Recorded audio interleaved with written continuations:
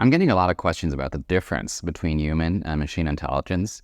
And yes, to understand the difference means you understand how you make the two systems collaborate, which ultimately is, of course, the only goal, right? So we don't want to replace one intelligence with the other. We don't want to fight one intelligence so we can stay where we are.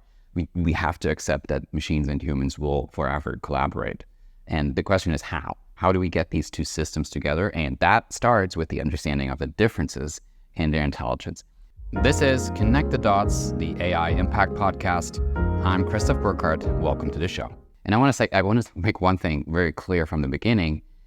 We call both intelligences. We say human intelligence and machine intelligence or artificial intelligence. But really, they're not just different in the scale of what they can do.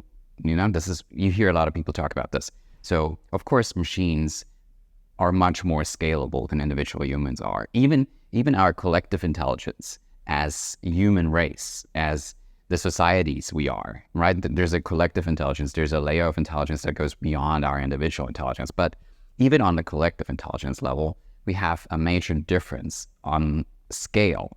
So a machine can process way more information in much shorter time on a scale that we can't even imagine. Now, of course, in diagnostics, take medicine.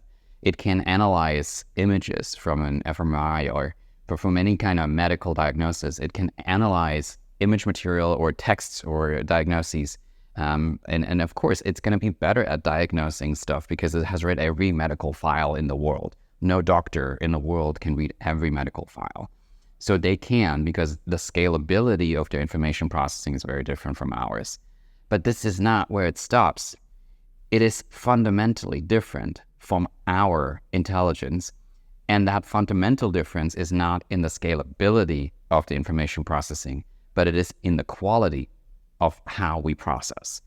Humans have evolutionary been trained to think in a certain way.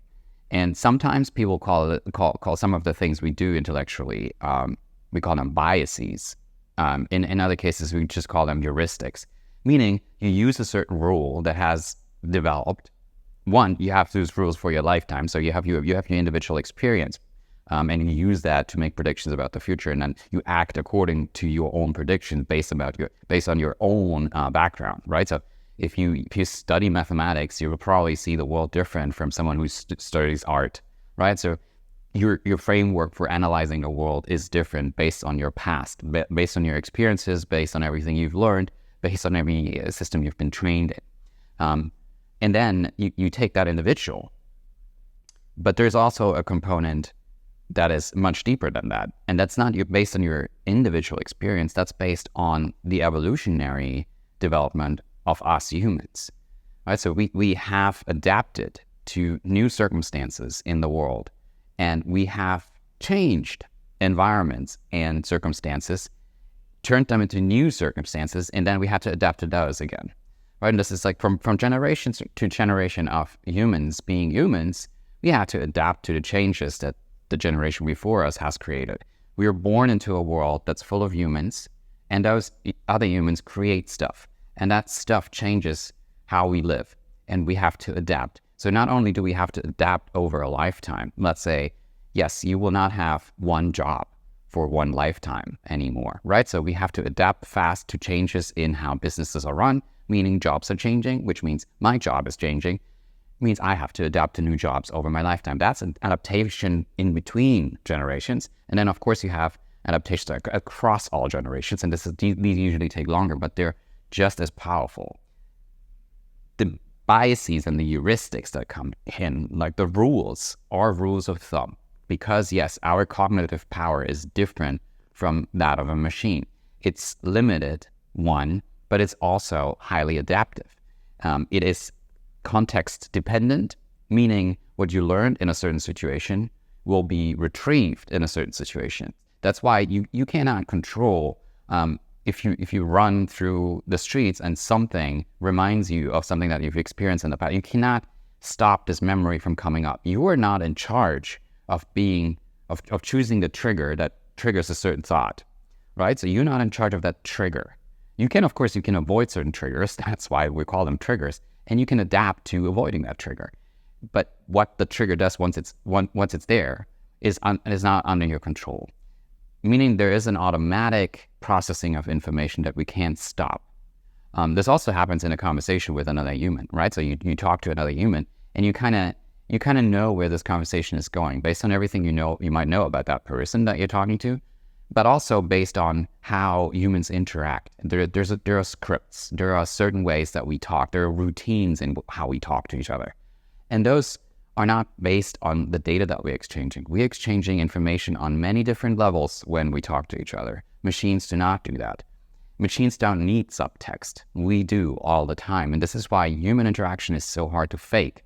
And even though AI gets really good at faking it in certain circumstances, AI is still not able to hold a convincing conversation with a human that is not detectable at all.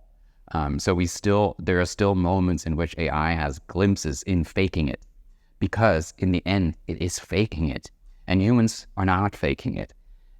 So when we look at the intelligence of these two systems, they're not only different in the scalability of their processing and the amount of information they can put into it, it's difference in quality. And this is why it's so confusing to call both intelligences.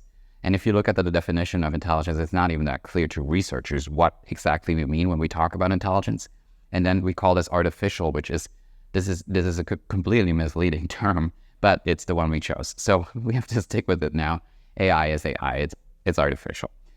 But you can just say the difference between human and machine intelligence explains why the collaboration will bring more to the table than the scalability of just artificial intelligence or the collective intelligence of humans when they combine their individual experiences.